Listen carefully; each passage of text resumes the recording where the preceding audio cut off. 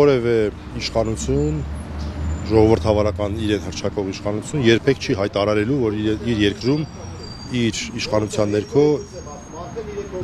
արկա են քաղբանտարկյալներ։ Այսինքն այն, որ Նիկոլ Փաշինյանը ասում է, որ քաղբանտարկյալներ չկան,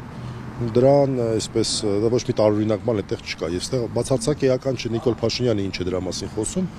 այլ պետք է ուղղակի մենք բացենք մեր աչքերը եւ տեսնենք իրականությունը։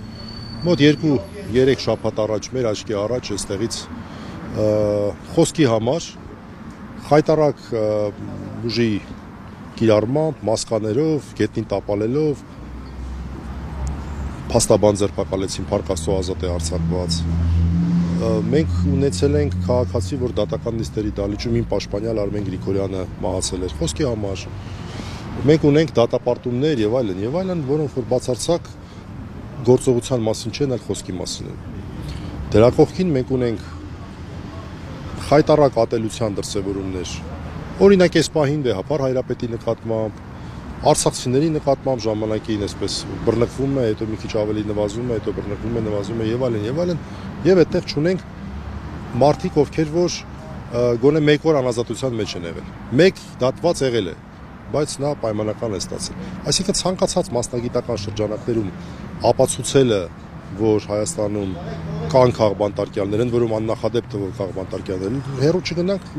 ամենից հայտուն օրինակ ասենք նոր առաջացնենք Միքայել Սրբազանի եւ Սամվել Կարապետյանի։ Ընդհանրապես պետք է կարդալ պաշտոնական հաղորդագրությունները, որպեսզի այդպիսի հետևության։ Քաղբանտարկյալների հարցը այնքան պարզ իրականություն է, այնքան ոչ վիճելի է այս ամեն ինչը, որ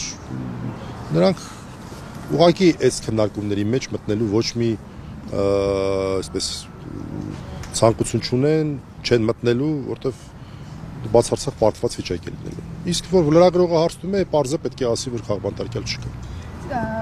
Վարչապետը պնդում է, որ Հովանավանքում պատարագի ժամանակ երիտասարդին դուրս են բերել իր իսկ անվտանգության համար, երբ որ բերանը փակելով նրան դուրս են բերում եկեղեցուց։ Իրավաբանորեն հնարավոր է նման գործողությունը արդարացնել այդ հիմնավորմամբ։ Ընդհանրապես հնարավոր է, բայց կոնկրետ տվյալ իրավիճակում ոչ, որովհետև նրա որևէ սպառնալիքի, որևէ նշույլ մենք այդտեղ չենք տեսել, ավելին մարդը օրենքի պահանջեր պահանջում կատարել եւ բերանը փակելը որս է, այսինքն եթե նույնիսկ դուրս են բերում բերանը փակելը որս է, այսինքն ընդհանրապես անձին իր իսկ անվտանգությունից ելնելով կարող է որոշակի միջամտություններ լինել օպերատիվ իրավիճակներում տեսականորեն դա բացառված չէ, բայց այս դեպքում սա այդ դեպքը չէր։